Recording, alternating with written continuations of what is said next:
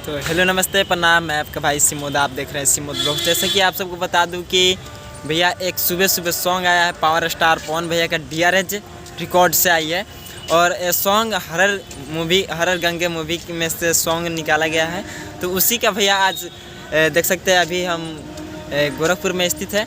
तो गोरखपुर में भैया इवेंट रखा गया है झमकावला से, वही सॉन्ग का नाम है, जिसमें पावर स्टार पवन भैया और एक फीमेल सिंगर, नाम भूल रहे हैं। तो DRJ रिकॉर्ड से आई है सुबह सुबह 6:30 पे। तो आप लोग जाइए और जाकर ज़्यादा से ज़्यादा सुनिए। और आप सबको बता दूं कि आज शाम को होगी धमाल। कहाँ पे?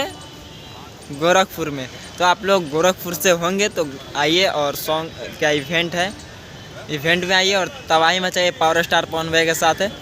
तो आप सबको बता दूं कि आज शाम को मिलते हैं पावर स्टार पवन भैया के साथ। और आप लोग चैनल पर नए हो तो चैनल को भाई सब्सक्राइब कीजिएगा और बेल आइकन को ऑन करके रखिएगा, क्योंकि शाम को मचेगा तबाही। तो आप लोग बेल आइकन को ऑन कर लीजिएगा, शाम को मचेगी तबाही पावर स्टार पवन भैया के साथ है। चलिए मिलते हैं नेक्स्ट एपिसोड में, तब तक जय हिंद जय भारत।